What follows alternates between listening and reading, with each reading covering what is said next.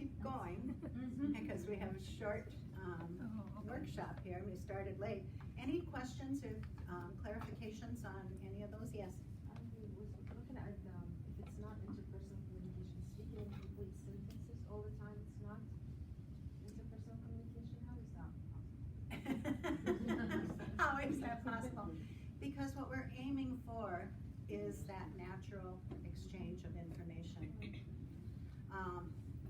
When did you get into DC? About 7 o'clock last night. That's not a complete sentence. Yes. But yet that's a perfect response. And that's what we're trying to get in the interpersonal, what we're trying to get kids to be as natural as they can be. So where we might stop them and say, no, I arrived in Washington, D.C. at 7 o'clock last night, and then it becomes robotic. Like the language is not an aim in itself. Right, right. It's really that communication piece. Thank you for saying that. Yeah, it's really about how well you can interact. Any others? I don't know if it's a question or a comment or I'm intrigued by it. I mean, the interpersonal communication of spontaneous versus the not interpersonal communication, the memorized. For me, I do think in the beginner's level, I have to give them an assignment to memorize the vocabulary so they can come to the class Right. with something to actually interact with. So memorization is one way It's a or step another. along the way. Yeah, so I don't know if I'd rather give them dialogues, but they Mhm. wouldn't even understand the dialogues if they don't have the list of Right, the vocabulary right. You know, memorized. and novice is memorized language. That's Oh. how you describe it. But what we're saying for interpersonal is, I did dialogues, I still do dialogues, contrary to what some of my colleagues say.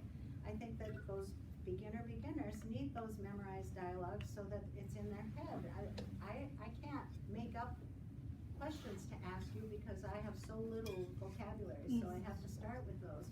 But where we want to get them to is to say, can you start taking this maybe memorized dialogue and this memorized dialogue, and now can we mix it up a little bit, and could you just talk to each other and not necessarily say A and then B and then A and then B and then A and then B, and just gradually weaning them to say, can you start mixing it up just a little bit? What if I ask you, where are you from, before I ask you, what's your name? Can you hear that I'm asking you, where are you from?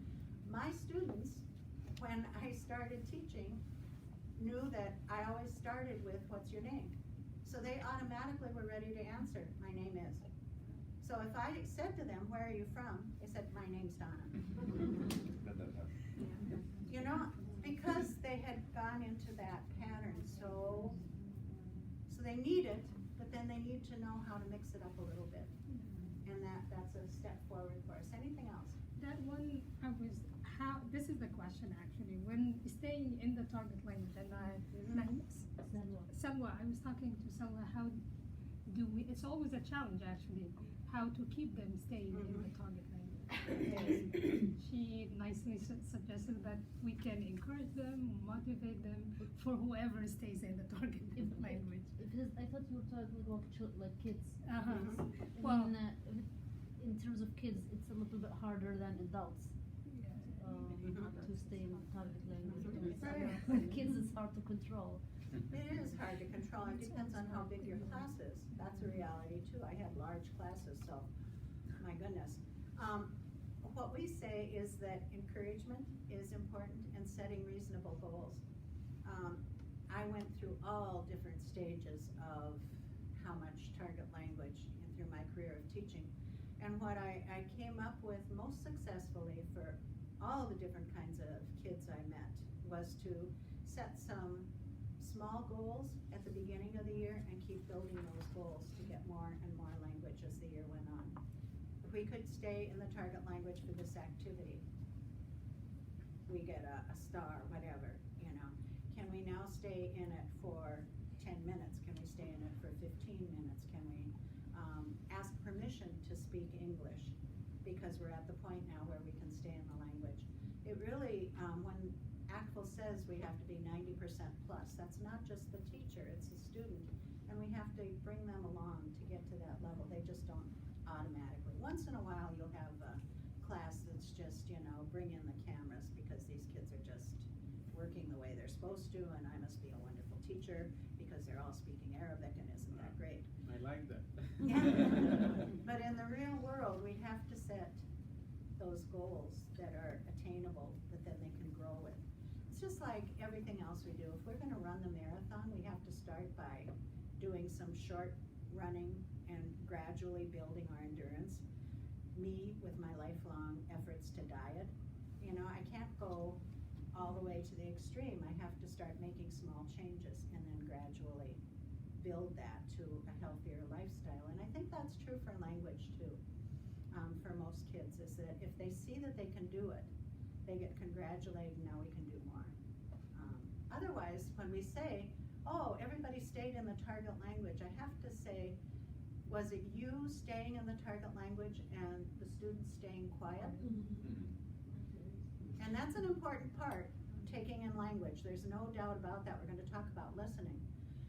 But I think we have to think about how do we bring the kids along so that they're using more and more language and building confidence. So, if other questions come up, you've got my email on the bottom of the slides. You also, that you'll get, and you also have my, on the bottom of the handout. So, interpersonal, just like we were saying here, is that it's natural, real world. And so when we do interpersonal, we have to not say, oh, we're doing the unit on the subjunctive. So make sure when you're talking spontaneously that you use 3 different examples of the subjunctive. Or when we're talking spontaneously, make sure that you're asking 3 different kinds of informational questions. We can do that to practice, scaffolded, to say, now I want you to practice, and here are all the different kinds of questions, practice with them. But when we're in the 100% interpersonal, bona fide, spontaneous situation, all of that might not manifest itself because we just didn't need it for the conversation we were having, but we were still successful at communicating. So there's a difference between practice, scaffolded practice, and then getting them to the point where they can speak spontaneously on their own. Think about these success criteria, that they have to be able to work with different people, even the ones they don't like. And as much as we want to move fast through the hour, it's important that they not always work with the person sitting right next to them, because that helps them build confidence to say, I can work with you, but I can also work with you, and I can work with you along the way. Familiarity as they get to know each other. Background knowledge when they think about what to talk about. One of my friends from the University of Wisconsin, Eau Claire, taught a conversation class, and I remember him saying the first time he taught it, he was so excited. Be like 5th semester college students. Oh, we're just going to talk, it's going to be great. And he said, I've never heard so much silence in my life. And so then he had to go back to his office and go, so what's with this? They don't know me, they're shy, they're whatever it is. And what he said was, we have to have something to talk about that's purposeful. To just sit around and talk, there's a part of that that comes as you get to know people, but the other part of that is that sometimes we talk to some people very easily, and other people we say, hi, how are you? And then we're kind of done. And that's what he found with his students. And so he said they had to have that prompt, that article that they'd read, that then they had to talk about. So that background knowledge and their personal experiences they could bring to the topic of conversation became so critical. And their own knowledge about the topic and their interest in learning more. And you see the others there. But those are all criteria that will say, it's not just the ability to use the Arabic language, it's all of these things too. And a lot of interpersonal is personality. If you're a naturally quiet person, to think that all of a sudden you're going to be talking like crazy in a second language, kids just have to understand that that's how they're going to get better, and they need that opportunity, and that they have to go beyond their comfort zone to try. And so sometimes with my students, I had to tell them, we're going to discuss discuss this topic, and it's a topic of the unit, so it's not like it's brand new, whatever, we've been working on it, but before you work in pairs or you work in small groups, everybody take out a piece of paper and write down 3 or 4 things that you could talk about. Think about it, and you have to write them down, because I used to say, think about what you're gonna say. I'm thinking about lunch today. I'm thinking, they're not focused, but if they have to write it down, then they have. And in some cases, we had to take a step back and we had to brainstorm together. What are all the things we could talk about? Now, turn to your partner. It really is that scaffolding that they need. I used to think that it was that they didn't know the words, that they hadn't studied, that they didn't have. A lot of times it's just they don't know what to say. And if you give them some ideas, then they can move forward. So that's the little intro on interpersonal, and now some strategies. And the first one is, how do you get kids to get better at it? And so we've got some characteristics of what kids do as they move up. And first we're going to look at the novice, and then we're going to look at the intermediate. And so I've got some envelopes here for you. I'll send those around. I think there's pretty much enough, so there's 20 envelopes, so I don't know if we have exactly 20. You can share. And the first thing to do is dump out the envelope and divide them into blue cards and green cards. Okay?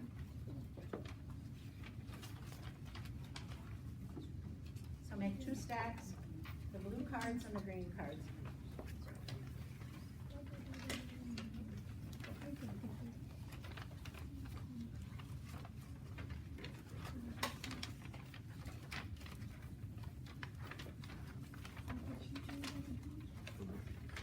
Divide them into the blue cards and the green cards. Oh, okay.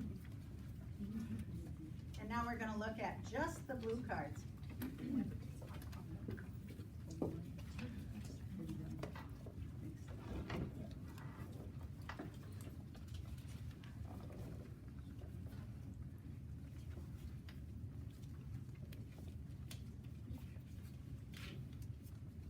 Okay, and the reason that they're blue is because at the bottom of that pyramid that's on your classroom wall, the novice, the beginners, are in the blue shaded area. So that's another cue for you to remember. And I want you to look at those blue cards, and I want you to put them in order from your very, very, very lowest beginner to the top of the novice, the high.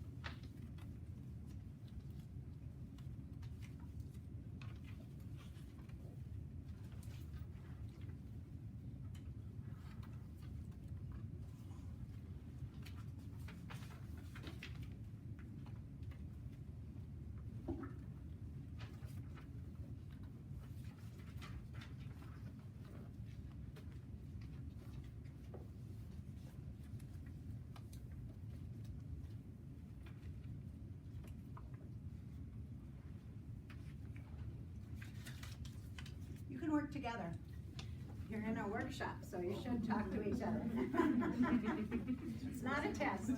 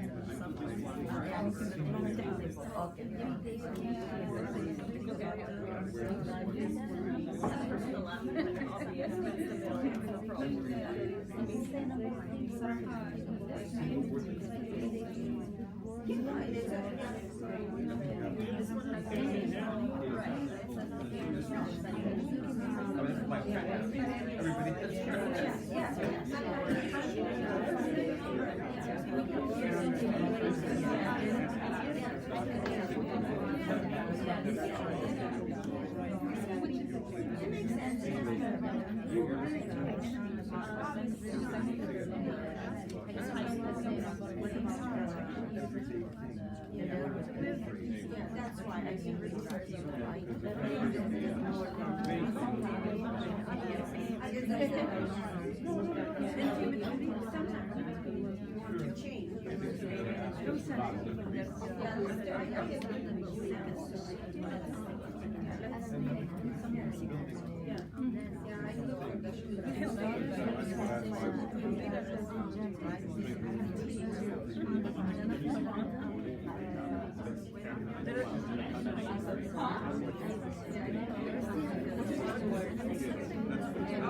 It's my blood. It shares the culture today.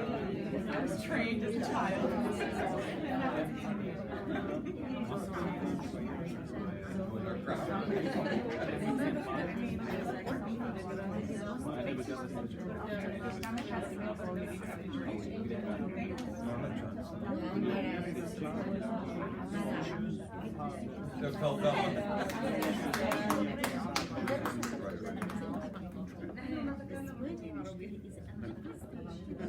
Okay, in the interest, of time, I'm going to give you the answers. And then make sure you've got your 4 cards in the order that I'm reading them. The lowest one, that novice low, should start out by saying you can say a few things about yourself. You can list, name, identify common things with single words. That's key to that novice low, is single words. Okay? Looking and saying table. Okay? The next one up is you can say some things about yourself. You can list, name, and identify everyday things with words and phrases you've learned. Okay, so notice it's going up from those single words to words and phrases. The next one up is you can say a number of things about yourself. That's that pyramid getting wider, more information. You can list, name, and identify everyday things with words, phrases, and an occasional simple sentence. You can see it stretching out on that pyramid. And then the last one is, of course, you can be part of a conversation. And look at how that's the first time that that really is highlighted. You can be part of a conversation about yourself in your life. Up until then, you're really working with those memorized, scaffolded practices to get there. But now, oh my gosh, I'm finally feeling good enough that I could, if you said, let's talk about what we learned about my favorite place to travel, that I could start doing that. Okay, so you've got those 4. Everybody got those 4 in that order? Now I passed out this sheet of paper. And what I'd like you to write in the top row, in those boxes, is just what are a couple key words for novice low. You might write single words. Okay? What makes it move up to novice mid? And then what makes it move up to novice mid high? And then novice high. Just a few key phrases to remind yourself. How am I going to be nudging these kids forward? What am I going to be asking them to do? And how do I get them to say more and more with the language? So the order here, the lowest is going to be you can say a few things about yourself. Right. Then the next one up is say some things about yourself. Yes. The third one is to say a number of things that can be part of a conversation. Those are the 4. So just write a few key words in those boxes. Keywords. A few key words, ones that'll remind you So we look at the cards. of how you're encouraging kids to say more in the Can you language. please say the task again? You're going to use this now.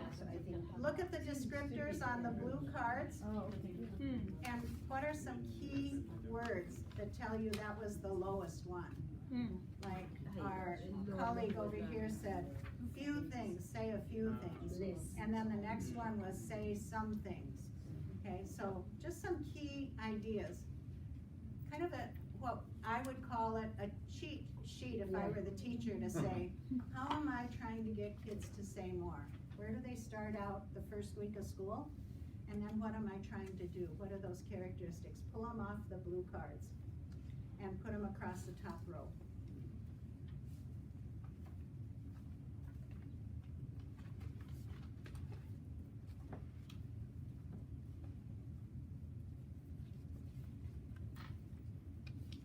So you must have kind of confusing with words, not phrases. I gotta make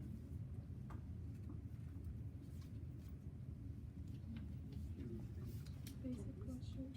Remember, you want to keep those explanations short in the box so that you can look at it like a snapshot and go, oh, Oh, you passed. right. Are we in the second? You're in the first row right Looking now. at the second one. Some things, we should have asked you first. Good. So.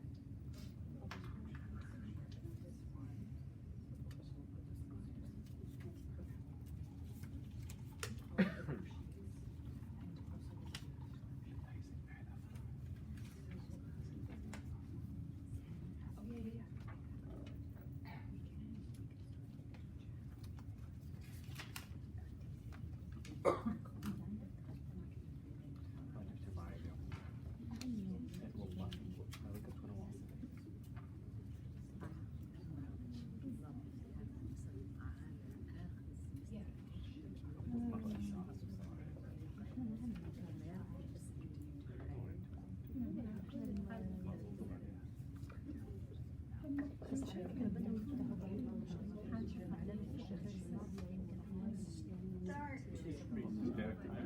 The first ones that the kids make and as soon as possible. I sometimes things like that. I ask you what's your name? That I want them to know. But they can only just say student knows, so the kid could ask that.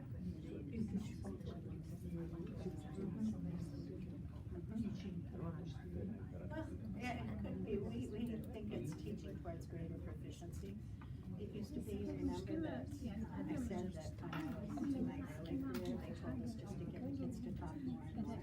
But now we know how to get them to talk more, what kinds of things do they say. Okay. So you've got some key ideas in that top row. And now, as I look at that first column, that novice, that lowest level, and then I look up to the next one, the mid, we're going down to the second row on this and talk to each other. What advice are you going to give kids to get them to bump up to that next level? Here they are at the bottom, novice low. We just started out this week, brand new learners. Instead of just saying, talk more, what could I tell them to do so that they start looking like novice mid? What advice could I give them? And then look at the next one and say, what advice could I give them to get a little further along? And then at the end, what advice would I get them to move even further? So talk to each other as you're hearing the kids. Instead of saying, just keep practicing, say, practice what? What would I ask them to do? Look at those descriptors and see what you can come up with for ideas. And fill in the second row.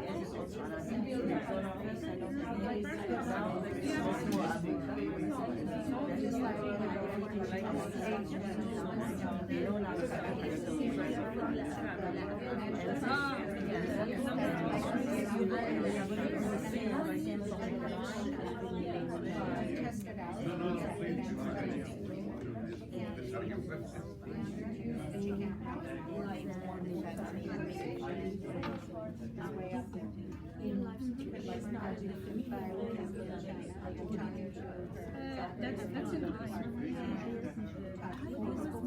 Be part of the conversation.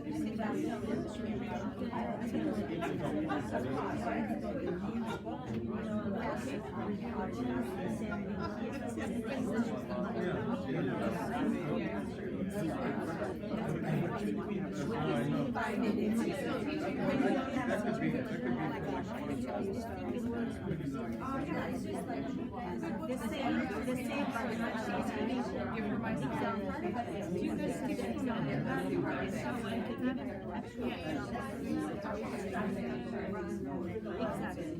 And this is what we based on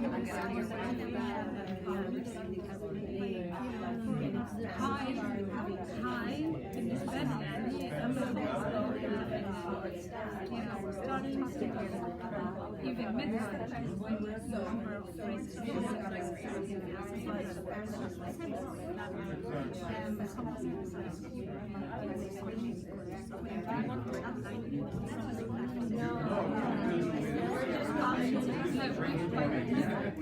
By the time that he finished the story, and he would be able to say a number of things about himself. Yeah, I'm thinking about Danny, it might be different. Or Again, by adding that. you can jot some notes to yourself. I'm gonna give you the quote-unquote advice that ACTFL would give to kids if they were trying to move up this novice low to mid-high to high. And then I'll give this to you electronically too, so you can look at it at home, but you might want to see what you wrote down and see how close it comes. Okay, ACTFL's advice to get from low to mid is to tell kids when you answer questions, try to use more than one word. That's what's gonna get you up there. You know, when we start, we're just so happy that they understood the question and they can say the answer. How old are you? I'm 13. Okay. Can you use more than one word to answer? Okay. Yeah. More than one word, even a phrase. And then practice asking questions. The ones that you heard, the ones that you practiced with your teacher so much. Can you become the teacher now and ask those same memorized questions? Remember, it's exactly what our colleague said, that I have to give them memorized words and things, but can I give them not just list of words, but memorized simple questions so that they can start being the teacher and asking those questions. So interpersonal is starting right away. So that's that first box down here to get from low to mid. Now, they broke the mid range into mid and mid-high, because remember that ACTFL pyramid goes out, and so it's gonna take longer. To get from novice low into novice mid doesn't take very long. As soon as the kids start putting together more than one word answers, they're moving along. And so a lot of our oral proficiency experts that train us tell us to tell teachers, start at novice mid. You really don't want kids to spend their life with single words. You want them to start using short, simple phrases as much as possible and ask questions. So box 2, moving from mid to mid-high. Practice asking more questions on more topics. You see, that's what it's all about, is trying to get more topics for them to talk about. Combine your words and phrases into simple sentences. Now just not move from single words to phrases to now let's see if you can answer consistently with simple sentences. And then always keep learning new words, building your vocabulary. But it's that pyramid, that visual that's so important for kids, is to say, can you start saying more in a sentence? Moving from mid-high to high, we're still in the novice range, okay? Practice lots of conversations in which you start the conversation. Oh my gosh, think about that. Think about how, we start out as a very teacher-centered classroom where we ask the questions, the student answers. We have to start nudging them at that mid-level to say, no, you start. You ask me the questions to get the conversation going. You don't just stand around and wait for someone to start talking to you. That's a huge step, okay? Practice lots of conversations in which you begin the conversation and keep it going. What does that mean? It means that, now I have to start like, what are you doing this weekend? And you answer me, I'm doing a workshop. Weekend and yet in the past So then you have to say, how do you keep that going? Where? When? With whom? Getting the kids to start thinking about how they keep that going. And practice asking questions in order to do this. Practice saying as much as you can about the topic you're discussing. And that's going to be one of the big ideas that our proficiency interviewers tell us that we have to keep saying to our students. And the word that they use is elaborate. Tell me more. That's what I used to say. I would tell my students, tell me more, tell me more, tell me more. What else can you say? Okay? Try to use as many sentences as you can and keep learning new words. Okay? That vocabulary, every day, every way, but purposeful. Not just lists, but so I can ask questions, so I can answer, so I can tell you more, so that those key question words, when, where, who, I have the vocabulary so I can talk to you about that. That's how you get the kids to the top of the novice range. And then, when they're at that novice high, remember that if you've gone through the proficiency training, as soon as you're at novice high, you start, if you're really good novice high, you're starting to make your teachers believe you're really truly intermediate because you're getting so good at what you're doing. But what's tricky is that you keep slipping back because you don't have enough richness of that vocabulary to keep going and to add sophistication to what you're saying. So to get to that intermediate low, keep the conversation going by asking follow-up questions. This is the first time that they've said follow-up questions. And I would say that that should be a note to yourself to, as soon as you can, with those novice mids even, to novice high, say, are we asking them to do a follow-up question, not just question answer? Next, question answer. But what would be a follow-up question? You have to model that for the students. I did it as a whole class to say, what could we ask to follow up on that? I used a student as a model with me, and then asked the class, so what else could we ask them about that?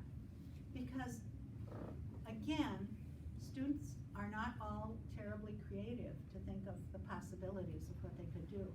The other thing it'll tell you as a teacher is, oh my gosh, they need follow-up questions. I didn't teach them any vocabulary to really be able to do that. It's changing the whole way I think about the kinds of words that we're gonna practice, because those words have to be, go back those slides, purposeful. That the vocabulary I'm teaching is not just in the category, but it's useful so that they can say more. And that changes sometimes the kind of vocabulary we work on practicing. So, keep the conversation going by asking follow-up questions on the same topic, working with your partner to figure out what you don't understand. Find ways to express what you don't know. Keep saying more about more topics, keep learning new words. Find ways to express what you don't know. In other words, there comes a point as kids get better with the language that then their basket of vocabulary still makes them stuck. And so what happens? They either do this, well, I don't know how to say that. I can't keep talking with you. Or they resort to English. So we need to start as they're moving to the top of that novice range especially. We can do any of these things early on depending on the context and what we're working towards, but especially at that novice high range, that's where we have to introduce that circumlocution. How do you say that if you don't know the word? What can you do to express yourself so you can stay in the language? And that's what we talked about. It's so hard to get them to stay in the language. Well, because they don't have many words and they get frustrated. And so we need to give them those strategies along the way. Oh, yes? I have a question. Mhm. Where is grammar in all this? Are we focusing on grammar? Are we using no grammar? Well, grammar, we talk about just in time and just enough. Okay? When I hear them talking to each other and they keep making the same mistake, I will time out. It has to be this way, because this is how the language works. And I might even take a time out to do a really short explanation in English so they really understand that this is just in time because they need it in order to not make the same mistake over and over again, and I'm hearing it as I walk around. And the other part of just in time is just enough. I used to, can you imagine me as a language teacher? Oh, they asked a question. Well, here I go. And I give them everything they could possibly ever want to know, not about it. All they really, and I remember students saying to me, all I wanted to know was, and then you go, oh yeah. Have to step back. So just in time and just enough to help them move ahead. And then those kids who need a little bit more, or if you see that there are kids who are thirsting, there's so much online now where we could say, and if you go here, they'll give you a little more practice with that. If you're curious, that'd be great for you to look at tonight. It'll help build your language. But not all those kids are that curious about the grammar part. So we always think of grammar in terms of just in time and just enough. Okay? We're talking about novice level only, talking Across the board, for everyone, all the way. I think of how long it took me to activate some of the more sophisticated grammar that I learned in French. I learned it, but to actually use it, to speak, took me a long time to get that turned around. But part of it was because we didn't do really good interpersonal practice either back in the day. We've gotten so much better at it because it's purposeful and it's meaningful. So now look at those blue cards quickly. We'll do this before lunch. Look at, yes, But I would like Green. to say, I would like to say, to be an active learner, you have to prepare very well before you come to the class. absolutely. Yeah, because the time is not enough in the class. And They it's, have to prepare. I totally agree with you that, the more kids do to prepare outside of class, the better they're gonna be in class. Yes. And we have to deal with those who don't, along with those who do. And hopefully what we do in class is motivating enough that makes them wanna practice outside of class. I mean, that's our dream. So now take the green cards and do the same thing, except this time you have 5. Because remember that pyramid's getting broader? So now you can slice it into 5 categories instead of just 4, because you've got enough language that you can make some differences.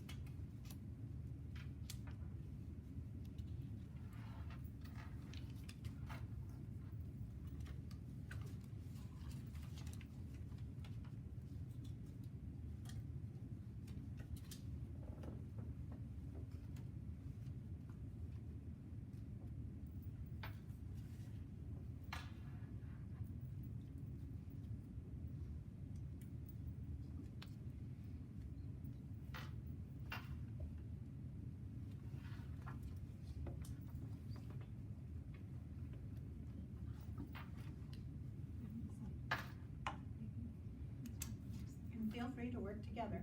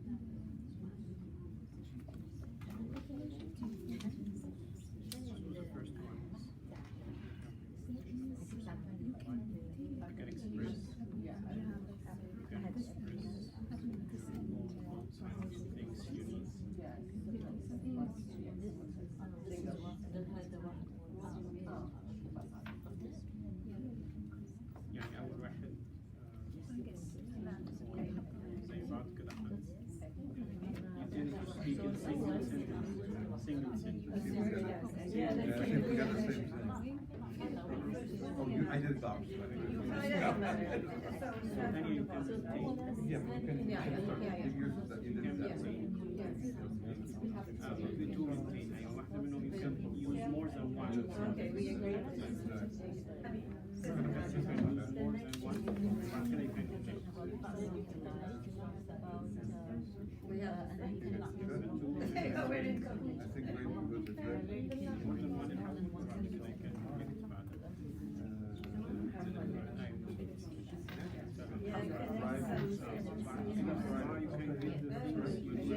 Going together, train tracks.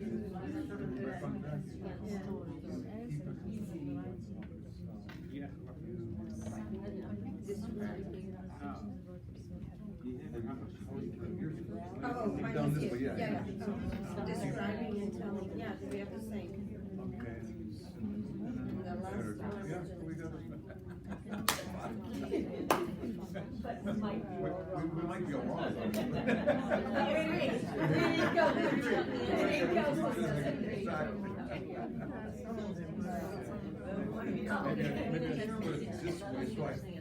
When I was You were doing it that way. I was going low, because it's low, and I was going this way, low, and then high. You're doing that. I'm just not looking at it from the direction it's going. You're looking at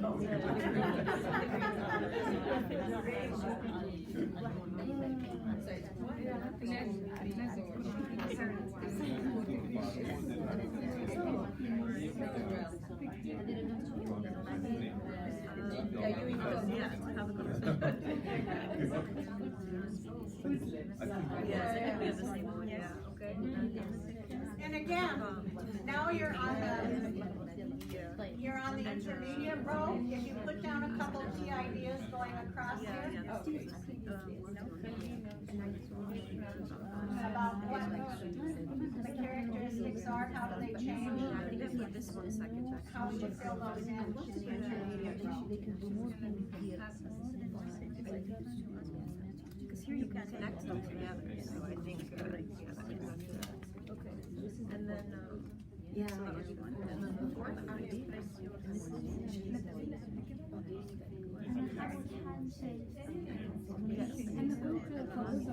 I mean, my Arabic is good as Arabic. Some paragraphs, yeah, there was لا لا And I learned.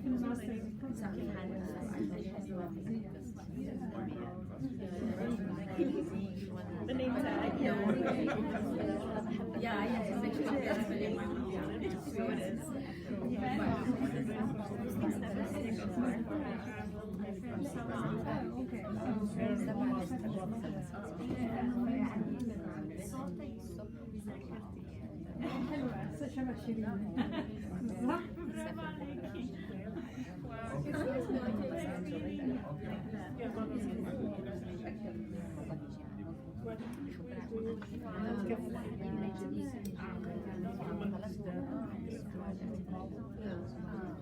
My cousin's children go to college. She's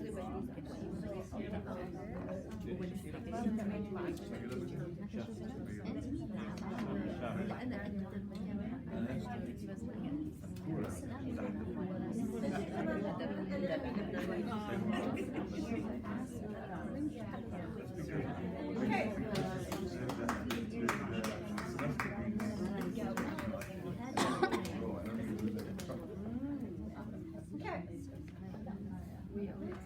Just before lunch, we're gonna process this part and then give you a well-deserved break for lunch. And remember that I'll send you, the descriptors and the advice that ACTFL gives to you electronically, so you have them. The cards that you have, if you wanna keep those, I think there are enough envelopes, so you could each take an envelope with you. That's certainly okay for you to take those and look at them, and think about the possibilities. If your students knew these same things about this is what I have to do to get better, and you could look at that and say, one little caution for you as you work with your students, remember that when you're working on a specific unit, okay, a topic that you're all working on together, travel, whatever it is, that they're going to be able to do more because they're working with a precise bag of language and grammar to help them move forward. So they're going to amaze you with what they can do with good teaching and good learning, because they go home and they practice and come back and can do that. Ultimately, these descriptors are helping the kids get to proficiency, which means that, okay, now if I don't pair you up with someone and say, chapter 6, can you talk at that same level? They're gonna drop down when they're talking spontaneously, okay? That's a natural. But because they've done so much good preparation, scaffolding, to get to that point, even though they drop down, they're not going to disappear and say, I can't do anything. But that's a natural for you to always keep in mind, is that what they can do with your support and your practice is gonna be higher than what they do when they're out on the street and somebody just starts talking to them. And so that has implications too for the kinds of learning experiences we have to give the kids along the way. Okay, so as you looked at those, and then if you filled in the chart about how do you move up that intermediate level, I hope you noticed that what happened was about halfway through on your list of 5 to start looking at the third one, that's when they started saying putting more sentences together and how well you put them together. That's that intermediate. Remember, they're starting to reach for advanced, and advanced is paragraph length narration. So, oh, okay. So, briefly, the lowest one on the green cards, you can have a conversation about yourself and your life. You can express your own thoughts and get things you need. You tend to speak in single sentences. Okay, that's still where they're at. Okay? You can ask and answer simple questions. That's the lowest one. The next one up is you can maintain a conversation about yourself and your life. You can express your own thoughts and get things you need. Sounds very familiar. Okay? You can use more than one sentence at a time. Okay, so remember when they're at not intermediate low, they've just crossed the bridge into intermediate. So when they cross the bridge, they're still kind of at those single sentences, might be longer. But now, to bump up a little bit, you can use more than one sentence at a time. That starts to become natural. That takes a long time because kids are so excited when they get one sentence answer out. And now they get one sentence out and now another one to go along with it, and it's not and tell me more, that they actually do start doing that automatically. Third one up, you can maintain a conversation about yourself and your life. You express your own thoughts and get the things that you need. You can connect some sentences together. You ask and answer a variety of questions. That connecting sentences together, that's, good writing in your first language and second languages, that you're trying to put together a coherent, cohesive set of statements instead of just listing. Sometimes teachers think that the more kids write, like my kids can write 50 sentences. Good. Now, can they write 10 of them that stick together? Oh, I just wrote 50 sentences. They must be advanced. No, they also have to stick together, that connected. Okay, fourth one up. You keep the conversation going about yourself and your life by asking questions and describing or telling stories. Oh, stories is a real cue for how you get those sentences to connect. Okay? You easily express your own thoughts. Easily. Now they're moving to the top of intermediate, so they should be feeling pretty, hey, I can do this Arabic language. Okay? You can get the things you need or want, even if it requires extra effort. Okay? You speak in well-connected sentences. Everything holds together. That's something that they don't do very well in their first language. And our proficiency experts are telling us that that's what they're hearing when they do the oral proficiency interviews, is that the kids can say things, but they don't hold it together in a coherent way. Because the thought is, because they text all the time, so everything's short and done. And they don't think about that word elaboration. So that was the other thing that they tell us all the time. Tell those teachers, get the kids to elaborate, even as beginners. Can you say something else? Can you add and? Can you add but? I like pizza, but I don't like salad. I mean, just those little words start getting them to that point of being good communicators. And here's level 5. Okay? You keep the conversation going by asking questions, telling stories, describing people, places, things, reporting events. You can resolve a problem that you encounter. You speak in well-connected sentences and some paragraphs. I always think that's weird to think of. Am I speaking in a paragraph? I don't know. It's kind of funny, but it's the way that they describe how the kids get better. But you're thinking of that pyramid and what it looks like visually as you fill in more language.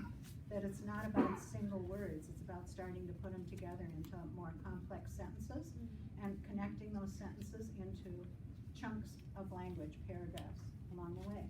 So if kids were aware of that as they're going and know that it's not linear, that every box is the same, that as they get further down, your visual that you show in your classroom should show that those boxes that move them into the intermediate get bigger and bigger and bigger. And that's why it takes more and more and more time. Forever intermediate. We had a 6-year language program in Appleton. At the end of our 6-year language program, the kids were still at intermediate. We had some kids who had moved into advanced low. I think 6 years. Yes, indeed, they're still intermediate. We probably still had some novice highs, that were strugglers along the way.